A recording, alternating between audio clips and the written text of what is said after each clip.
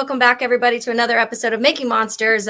We are here to talk some more football, which obviously we love talking football, but also my monster of the week is back. And I feel like most people would probably say this week's monster is pretty obvious. Everyone has been talking about him on Twitter, on social media, on all the sports shows now all week. And it's Darrell Taylor. What a game he had, especially his first game with Chicago. And so that brings me to Darrell's dad. He's joining me today, Darrell Taylor Sr. So thank you so much for hopping on with me. We were talking a little bit off air, Darrell, of how exciting Sunday was to watch. It was very exciting. Very, very exciting. I'm so happy for him. Let's get a little background because if people don't know Making Monsters, I like to talk about kind of what got people to the NFL. Everyone has different paths. Everyone has different stories. And I think a lot of times we forget that it's beyond football. These are human beings, and they're really great, brave, strong human beings that have gone through a lot of stuff sometimes that have gotten them to this point. So let's just backtrack a little bit. I think Darrell's childhood, obviously, there was a lot. And in addition to probably one of the bigger things in losing his mom at a young age. Talk a little bit about that and how that just kind of made Darrell the person, an unfortunate thing like that, how it can make a person into who they are. Well, I think when he lost his mother, that it really sparked something and gave him something to strive for, and it really pushed him.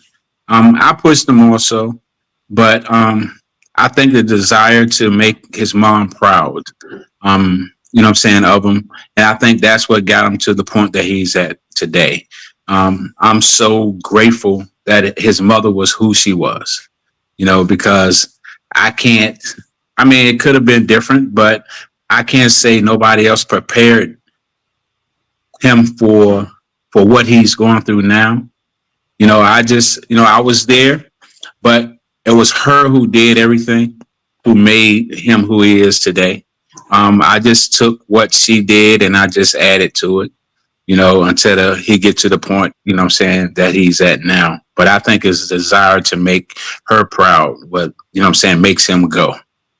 And I think a lot of times it's hard sometimes for people to come out of those situations. There's two paths you could take after something like that happens when you lose someone that you love so much and that means so much for you. So for Darrell to be able to, and I know we'll get into the football side of it because he really took on a love for football and that kind of helped him maybe steer some things that could have been a little more difficult.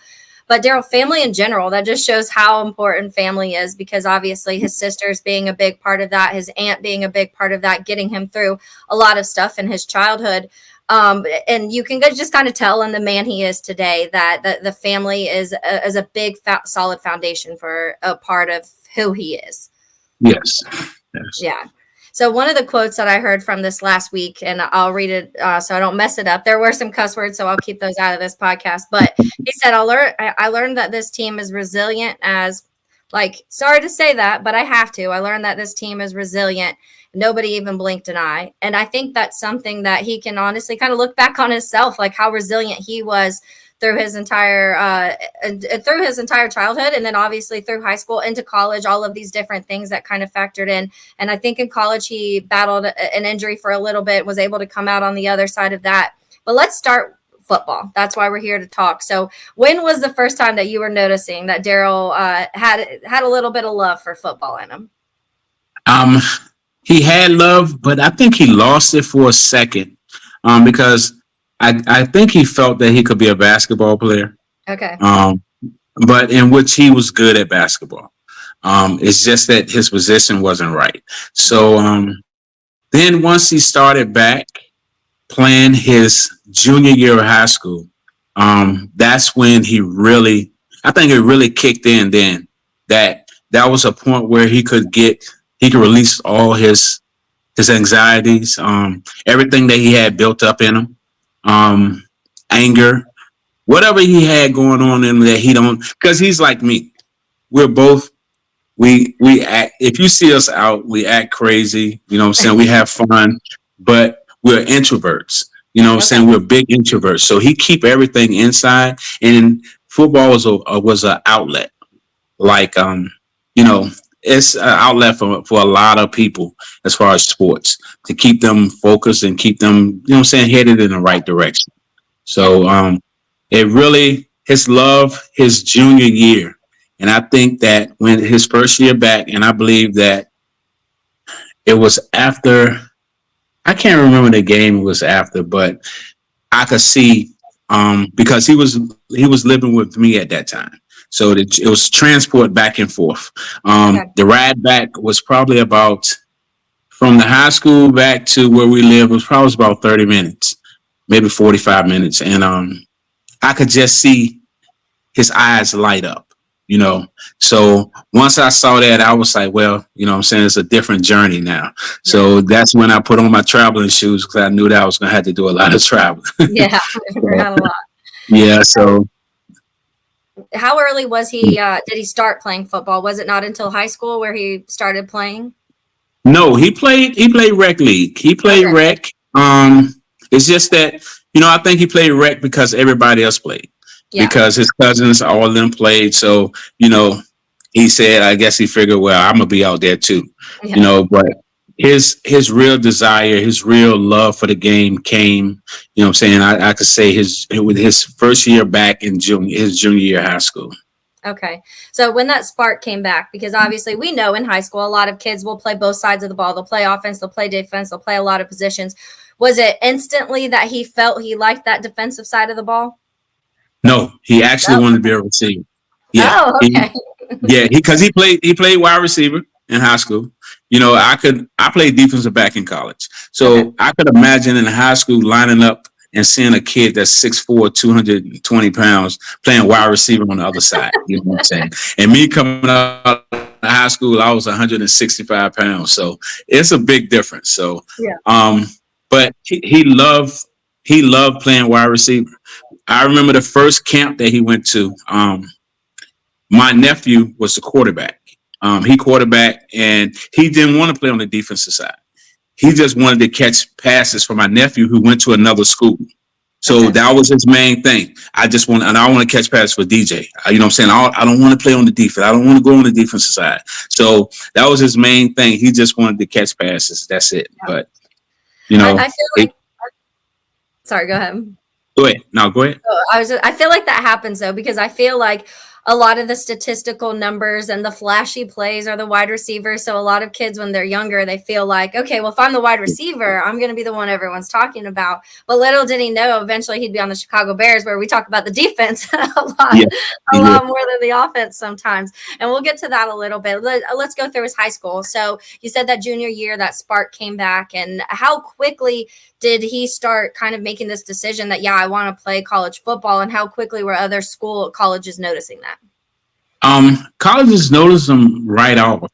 I mean, I can't. I remember. Let me see.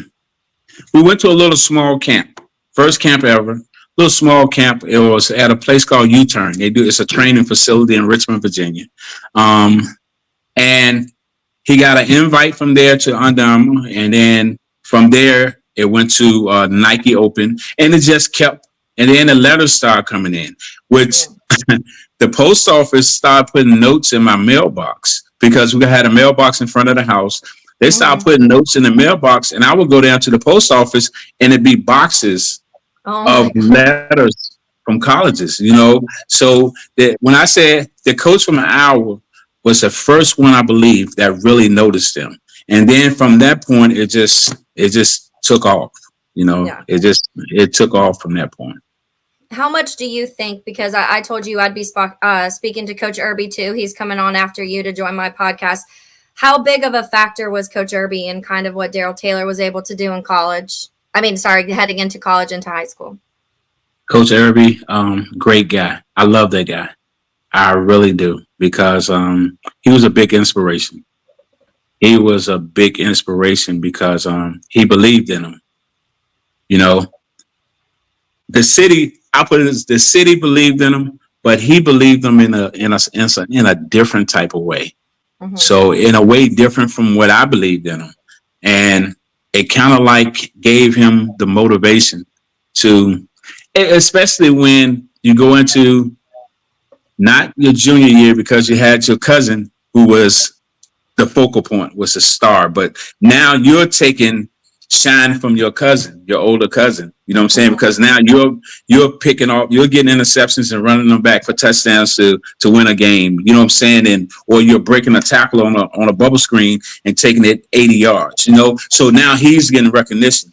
But going into your senior year when everything is based off you, you know, and your coach is giving you that drive, you know, to say, yo, this is everything is based off you, and teams are running away from you. They're not running at you. I'm talking about powerhouses in the state of Virginia was running away from him, and he's still making plays. So, and I can't never say what Coach Irby said to him, but it always inspired him even more. So I'm real thankful. I'm real thankful for Coach Irby. And I'm excited to talk to him. Like I said, he's coming up too. And it's going to be fun to kind of, and that's my favorite part about this is getting to know these guys from different people, because we know the Bears perspective of Darrell Taylor right now in week 1 and what that's been like. But how fun was it for you too when he did decide he wanted to be on the defensive side of the ball, you being a defensive back and kind of having that mindset a little bit in the experience in college of that side of the ball? At first, I was a little worried. Yeah. Because I didn't think that he was aggressive enough. You know, I always thought that he could be more aggressive. Yeah. But he kind of like grew into it. And I like the way he turned it off and turn it on now, you know, where he can get super aggressive or he can just, you know what I'm saying, finesse it. Yeah. Me coming up, the system I came up in high school, you had to be aggressive to get on the field.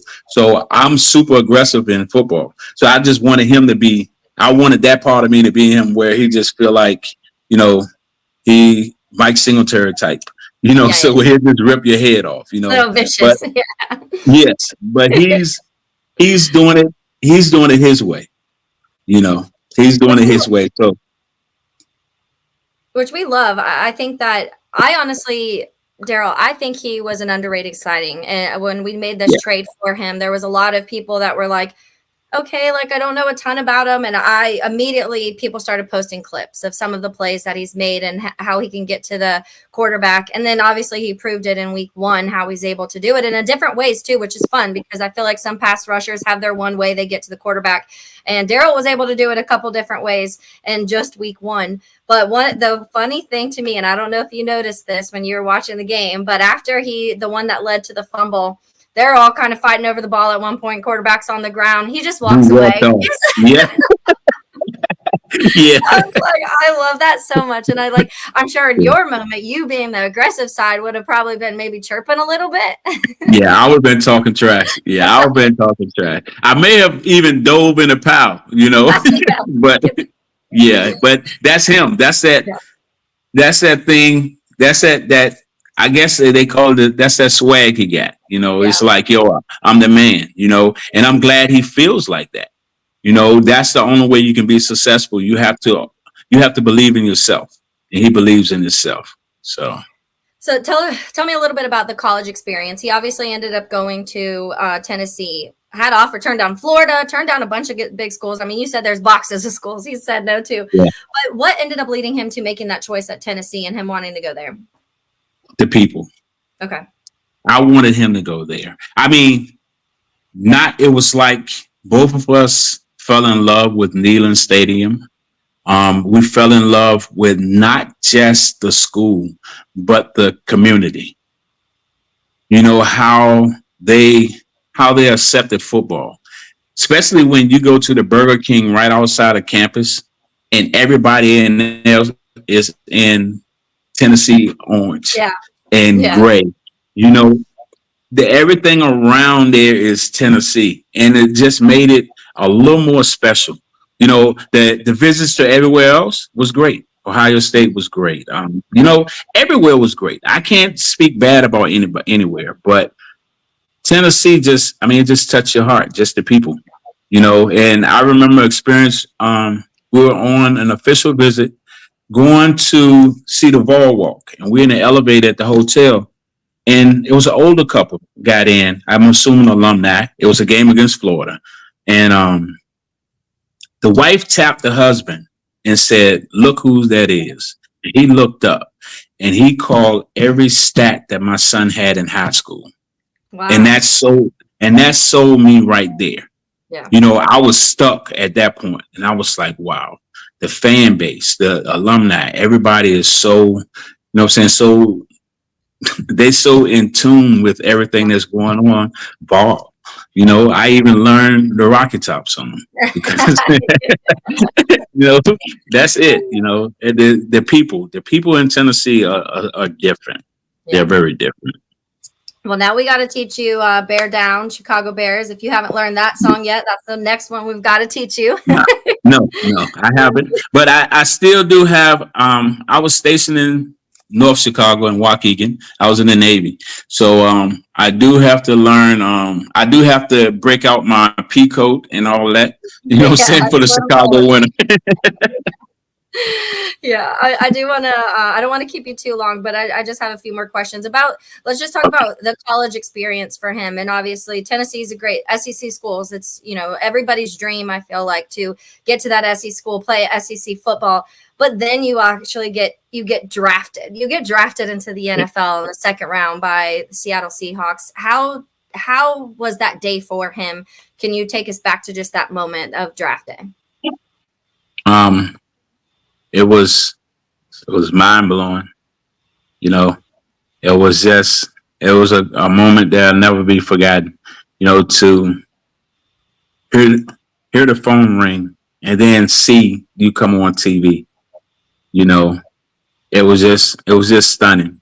It's something that I don't feel that draft day is something that a kid will always remember.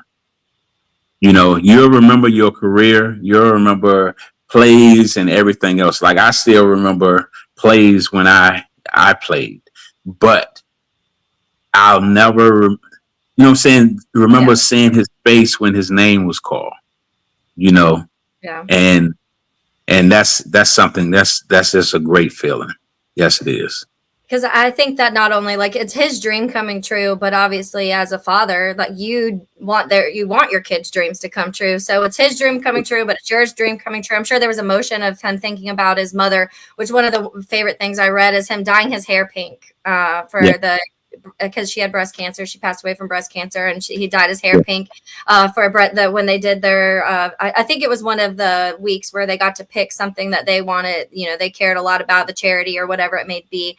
But stuff like that, it just shows, and I'm sure that adds a little extra passion and a little extra love in the things that you do when you have somebody that you're playing for like that. In addition to the people you're playing for here. So Seattle, I'm sure it was a blast. Seattle's a team yeah, that obviously we've seen a lot of, especially the last couple of years. Geno Smith gets revived in Seattle, and there's all of these things yes. going on. And you've got DK Metcalf and Tyler Lockett and all of these weapons. How was that experience for him to be able to spend his first couple seasons in Seattle with all of these stars, and even before Pete Carroll left, but guys like this who are just so historical in what it comes into football? He loved it. He loved the team. When I went out, it was him and the team. I met so many of the players, what I'm saying, just like a couple of them come over to the house and, just they played a video game. It was more like a family setting. Um, he loved it. I think he gonna miss more some of the players that he became, what I'm saying, Yeah. friends with more than the city itself. Okay. You know, Yeah. I could really see that, because you become attached to people more than you do places, and I think he became attached to some of the players. It's kind of hard to not look besides you and see, what I'm saying, see that person you've seen for the past 4 years. Oh yeah. Right there. So now it's a learning process, but it looked like, just looking at the game Sunday, it looked like they've been together for 4 years. You Yeah. know, No. it Defensively, really did. yeah. Yeah. Defensively. Did you, when he first found out the news that he was getting traded to Chicago, did you get to hear it from him, or did you find out another way first? No, he called me. I'm assuming that it was as soon as he walked out the facility, Okay. he called me. And he told me then, and which my my mind just started working, and I just was like, "Yo, don't worry about it. It's a new start. I think their defense fit better for you. You know what I'm saying? I'm Yeah. just being now. I'm turned into a football guy, Yeah. instead of a father. Yeah. I didn't want to, like baby him, oh, oh, and whine. I was like, yo, it's gonna be all right. Only thing you gotta do is get used to the cold. Football Yeah. is football. Football is football no matter where you play. You learn the system, you play football. You just gotta adapt to the weather. Yeah. And that's a weather you'll never adapt to, but you know what I'm You saying? try. And I told him, yo, you'll never adapt to it. So, but it's it's just football, and Yeah. you learn the person beside you, person's playing behind you, the person playing beside you. You learn them, and you just go and play football. Don't whine. And I always told him from day one. I said, remember, this is a business. It's a business before anything else. Hmm. So he Yeah. he he's a strong young man. He really is. He's Yeah. strong. Yeah. Well, and you can tell, Darrell, how quickly he's already acclimated. So let's talk about that a little bit when we're talking about week one. Not much time, like you said, not much time working with this new defense, but he's around guys like a Montez Sweat and a Jalen Johnson and Tremaine Edmonds who really have made their place into the NFL and names that people know pretty well that he's getting to work with. How has he liked it so far in Chicago? How does he feel this defense is meshing? Obviously, it looks pretty good from week one, but how has his feelings been towards that? He loved the defense because he said the first thing he can do is just like always, he can go forward. Okay. You know, you don't have to, do a lot of different stuff. You could Yeah. just, he was going to eventually have to do a lot of different stuff, but Yeah. right now he can just go forward. And that's what he's always done in high school, college. You know what I'm saying? He just go forward. And his motor is to get the quarterback. If Mhm. I'm gonna make the tackle on a run, you know what I'm saying? If they're right there, I'm gonna make the tackle. But I'm locked in on that man that dropped back 7. You know, Yep. that's Yep. who I'm going to get. And the first thing he said outside of the line being great, he said, my secondary is good. So by my secondary being good, that means the quarterback got to hold the ball a little bit longer. So that Yeah. gave me another step to get there. So That's he gave accolades from the start. that's a good point because we talk a lot about when we're breaking down things that are happening. We talk about how much how much the pass rush helps the secondary. But that's a good point when you're talking about the secondary. If the quarterback doesn't want to throw towards Jalen Johnson, he's going to hold that ball Mm. until he has to work through those progressions longer. That gives Darrell Taylor that extra second to get to the quarterback, which obviously helps. And I honestly never really thought about it that way. But it looks like it's going to be a fun defense, and I really like that they're clicking. I like that Darrell seems that he likes it because I'll tell you one thing, like we're passionate in Chicago. We love our defenses. It's what we've had pretty much. I was born in 1990. All I know is a good defense pretty much. And so we have this extra Right. passion for these defensive players. So it's really, really fun to see someone like him come in who I think cares. Are there ever moments where you guys talk, maybe not right after the game, but a couple of days after the game, and you have to be like, man, what were you doing? Yeah, a lot of it. Thinking back to high school, he used to hate the long rides. Like I said, I went to every game. So, Uh-huh. and after most of the games, you know what I'm saying, he would ride with me. Or I pick him up from the school and feed him. He'll eat $100 worth of food. But and the long ride, the ride home would be, I'm talking about, because I'm like that. I'm a baseball guy also. So Okay. I talk, I can remember plays. I can remember, you know what I'm saying, pitches and type of stuff. So I'll be asking them about plays. Why you do this on this play? Why did you do this? You know what I'm saying? Why didn't you do this? Or, I just different stuff that happened during the game. Yeah. I would ask him. I know he used to hate the long rides. Be like, man, good gracious. Like that's I wish gonna bug somebody me would tonight. ride with us. It is. Yeah. There's one play that kind of circulated, and it was, I want to say Derek Carr threw an interception, and he was on the sideline and ran out onto the field, and everyone was Yeah. like, "This wasn't very smart." I was like, "I bet you he'll never do that again." And in that moment, he was in the heat of the moment. He was probably pumped and was just like, "Let's go." He went to make a block because that's what he wanted to do. No, in actuality, it looked like Diggs was down. It Oh, looks like he was down. So his I'm just assuming, you know what I'm saying? His initial thing was to run on the field and celebrate. So, But now the play is going on. So the play going on. So now I'm on the field. So, yeah, I got a block now. So, he just went to the next mode. So that was one play that I saw, and I was like, I bet he'll never do that again, number one. no. But he'll wait for that whistle from now on. But also, I was like, I mean, he's fierce. He was ready to go. He was, the moment he was like, I got to block somebody. I got to block somebody. But that's what I was at. I saw that one. I was like, I wonder if there was a conversation about that play after. Yeah, it was a quick conversation. I was like, I think he said that. I was like, well, it's in the game. You know what I'm saying? Don't worry about it. You know what I'm saying? Just don't do it again. Got called. We're good. They didn't see it. Yeah, they didn't see it. So okay, final one, Darrell, before I let you go. I want to ask about, obviously, in 2018, Darrell had a son.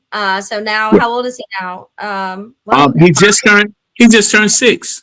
Oh my goodness, happy birthday. What a cutie. So how much has that meant? You get a grandson. He has this son to kind of like go through life with now and be his little buddy. Yeah, it's been great. Wow.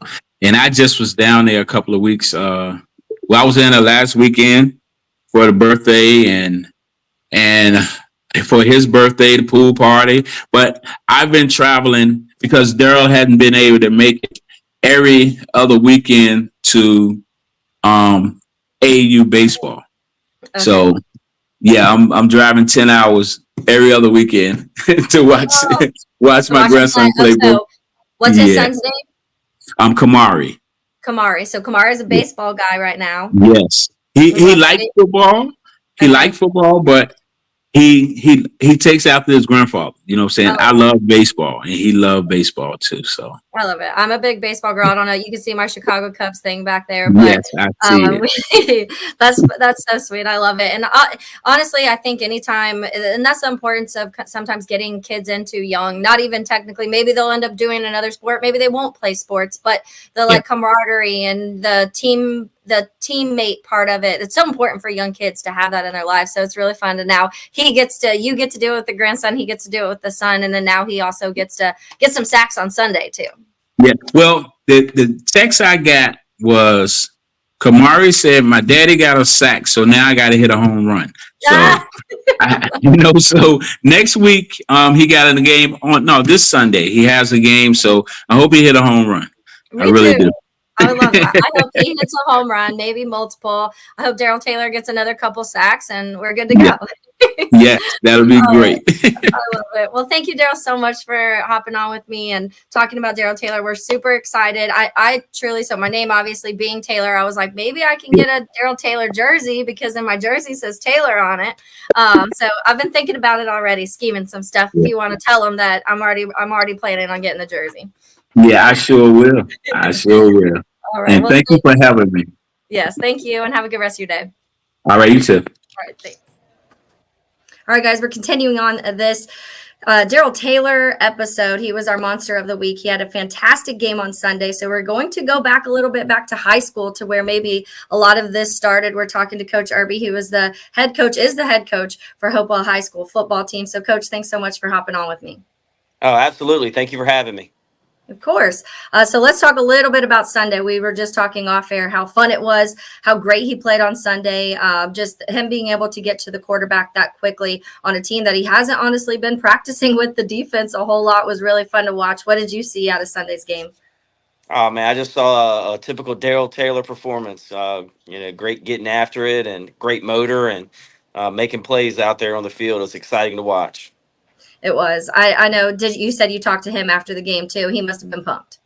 He was really excited. And, I told him we were all proud of him. We were all at my house breaking down film for our next opponent for this week coming up and watching the game at the same time. And, man, we were all pumped up and yelling at the TV and getting excited watching him out there performing. I love it. I hope it continues. Bears fans, one of the biggest concerns was the defensive line and the pass rush. So seeing someone like him come in and be able to make an impact right away was really fun. But let's go back a little bit. Let's go to the start of the first time you saw Darrell Taylor on the football field. Tell us a little bit about that. Yeah, the first time we saw him up here, he played middle school football for us, and he came up here as a tall, long, lanky kid as a ninth grader on our JV team, and We knew he was a special athlete. Some of the coaches that played against us, they used to call him the Under Armour mannequin because he was just a freak of an athlete. And but Darrell was mainly a basketball guy coming up, Okay. and so football was a secondary sport for him. And so I think as he grew older, he kind of really realized and saw the potential that he had and the athletic ability that he had, that could change a game on the football field. It is wild to see how many of the guys were two sport athletes in high school, and a lot of it is the basketball football. I think Mhm. especially for defensive linemen, offensive linemen, that foot movement when you're playing basketball helps transfer so much over to football. How did you have to wheel him in, or did he decide he wanted to play football a little bit and was doing both, or how did that work? That's a funny question because his ninth grade year he came out and played JV, and then his 10th grade year he didn't play football at all, and he focused on basketball. And then his mom passed breast cancer as a sophomore, and he came back out with us as a junior and was just a freak of an athlete. Had a monster season. He had a cousin here that was our quarterback at the time, and ended up was a Virginia Tech commit, and so. I think his cousin kind of got him out here too playing. And once he stepped on that football field his junior year, it was just smooth sailing from there. And we just tried to get out of the way and try to put him in positions where he could be successful. And it wasn't very hard. Yeah. There's a lot of different routes that kids go when they go through something like that, losing a parent. It seems like he used it more of like a motivation to be better and to do great things. Was that kind of the vibe you got from Darrell? 100%, 100%. And Daryl and I used to, we had a close relationship. We still have a close relationship, and he, I would always drive him home after practice and so forth. And on that 20-30 minute trip, we would talk a lot about different things about. Um, different recruiting things that were going on in his recruiting and so forth. And, just getting a chance to know him as a person was so much more special than just knowing him as a player on the field. And, really cherish those moments.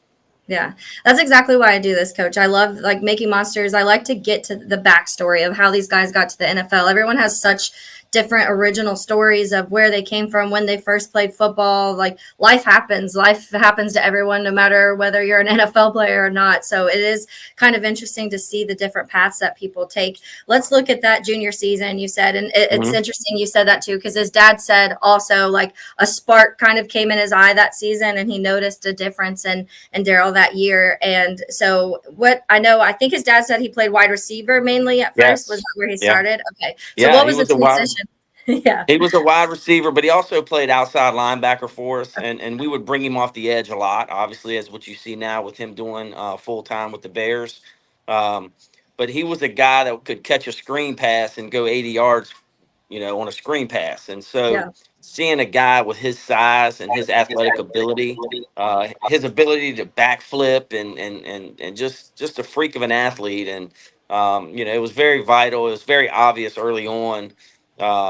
That he was different, and so he worked his tail off to add on some weight. He was a little skinnier coming up, and he hit the weight room really hard. His body filled out, and the spring of his junior year, man, I had 4, 5, 6 coaches lined up at a time, just waiting to see him. Everybody from Yeah. Tennessee to Miami to Alabama, and everybody. So it was an exciting time for him, and he was one. He wasn't a big social media guy. He wasn't. A lot of the letters he would get. I remember cleaning out his locker at the end of his um, junior year. He had already committed. No, excuse me. Maybe it was senior year, and he had a locker still full of mail that he really never opened. Once he committed to Tennessee, it was like, okay, That's I'm it. I'm Yeah. I'm done.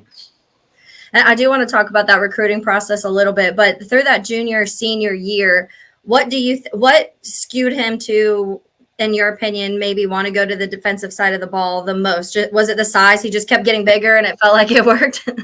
Yeah, and to be honest with you, Darrell didn't have the best hands. Okay.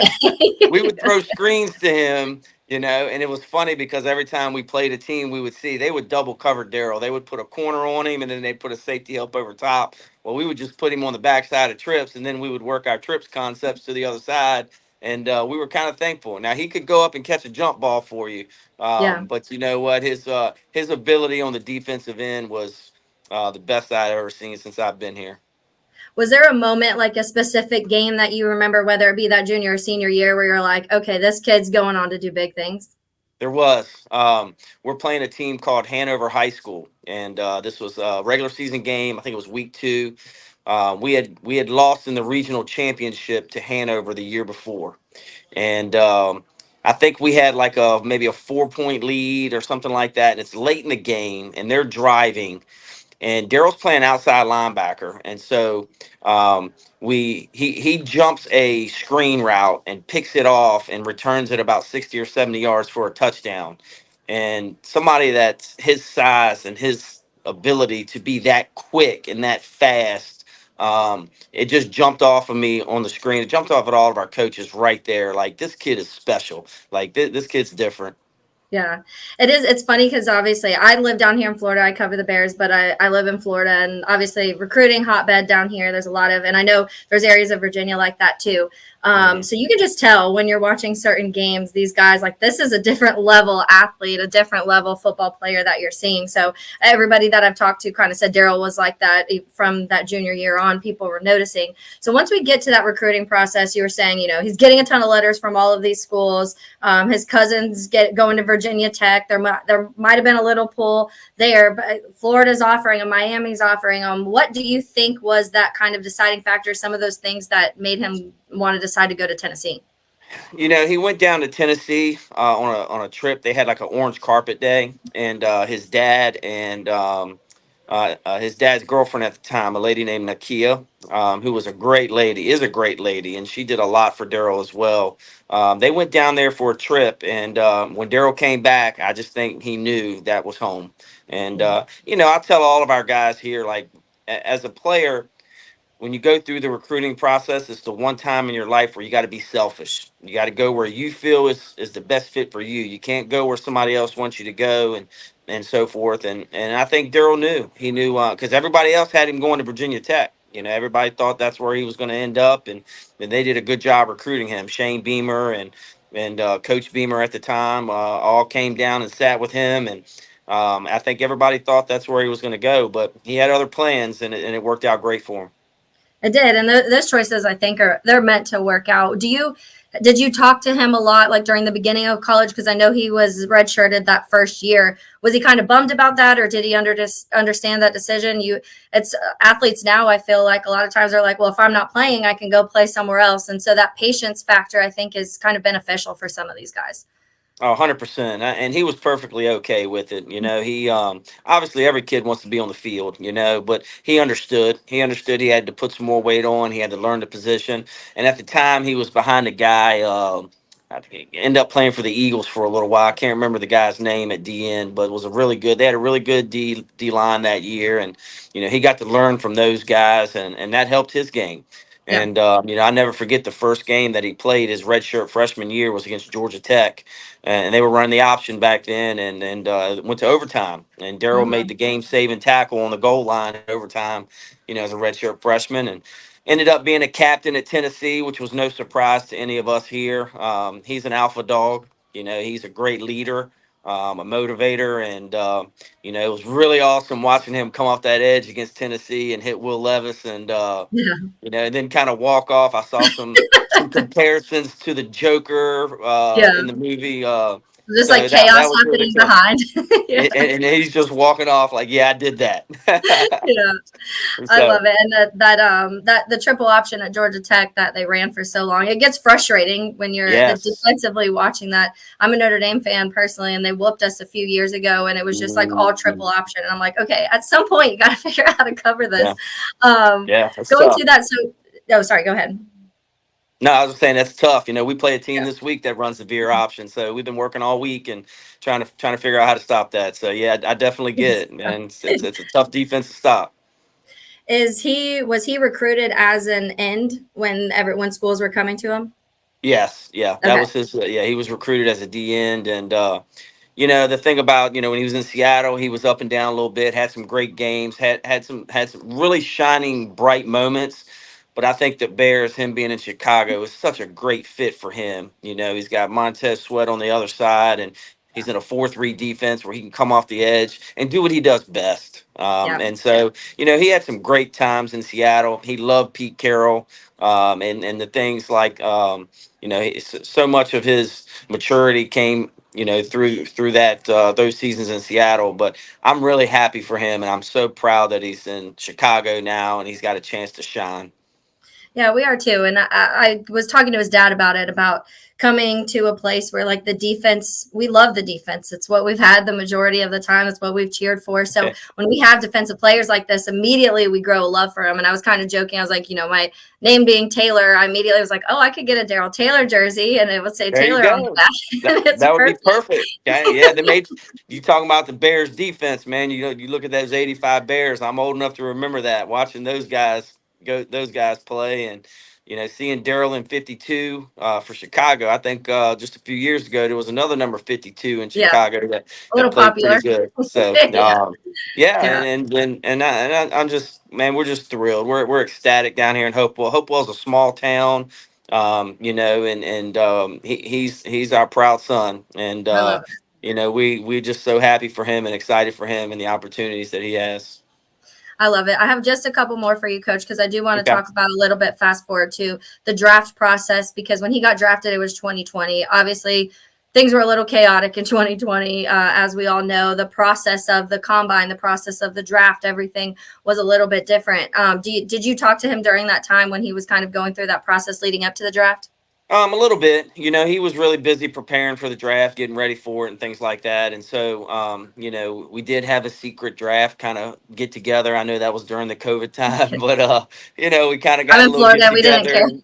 care. And in Virginia, they kind of were frowning upon that. So, and then when he got that phone call from Pete Carroll saying, you're going to be a Seahawk, it was just a great moment for Yeah. him and his family. And he had his whole family was there, and just an exciting opportunity for him. And him being drafted high in the second round, there was some buzz as the draft came to fruition, as it got closer, that he may be a late first round guy. Ended up Yeah. early second, which Yeah. was ended up going to the right fit and going Yeah. to a team that really wanted him. And like I said, Pete Carroll was instrumental in Darrell's development. I really believe that. Yeah, I've heard great things about Pete Carroll, and obviously, even when you talk about what he's been able to do with quarterbacks, but in addition, you always hear defensive players talk about him too, of just how great he is as a head coach in general. I guess was now, but it is interesting too, because he was in Seattle. Obviously, we got the Shane Waldron, who is coming from Seattle, as the offensive play caller. So to me, as soon as Darrell Taylor they made that trade, I was like, oh, that offensive coordinator saw something in Seattle and was like, let's bring this guy over here because he's definitely going to be a fit, to your point, Yeah. for the Bears defense perfectly. Yeah, yeah. And another cool, ironic thing is our Darrell's D line coach his senior year, guy we had here, played for Pete Carroll as well. So Okay. he knew Pete Carroll, and so that was a little connection that we had there as far as Coach Carroll went. But I agree with you 100%. Coach Waldron coming over to Chicago and knowing Darrell and the type of motor that he has, and the fit that he would be for that defense. And I think it really showed this past Sunday. Okay, give Yeah. Coach Poles or the GM Brian Poles a plus on that trade so far. Yeah. He's been Ryan Poles has crushed it. I mean, we talk a lot Yeah. about the trade he made with Carolina, and which got them DJ Moore, Tyreek Stevenson, Darnell Wright, Caleb Williams, and now another draft pick next year. But he does stuff like this all the time when it comes to Yeah. Darrell Taylor. Everyone was pushing him to go get a Matthew Judon, which obviously he's a fantastic player, but a lot more money. He also needed a new contract coming up. Instead, he went Darrell Taylor, who in week 1 gets 2 sacks and pressures, a forced fumble, all of these things. So can he get to CJ Stroud this weekend? Oh yeah. And the funny thing is, like, I have a kid that's a running back. He'll be a 4-year starter at Ohio State this year, and so he played with CJ. And so I've been kind of talking with him a little bit about that. As far as CJ going against Darrell this year, and just really excited. And I've been a big fan of the Hard Knocks show. Been watching that with Ryan Poles and watching the whole coaching staff and the players. Man, it's been awesome. So made me a Bears fan even before Darrell got traded there. I love it. I love it. All right. Well, Coach Irby, I really appreciate you hopping on with me. And again, we're obviously cheering for Darrell Taylor too, but we appreciate you because I know you were a large part. And his dad almost teared up talking about how much you meant to Darrell growing up and what a big factor he was in a lot of the things. And you're talking about the car rides, little things like that mean a lot. And so these players, a lot of times they need the people like you. So we appreciate it. Well, thank you, Taylor. If you guys need anything else, just give me a holler. All right. Thanks so much. Have a good one.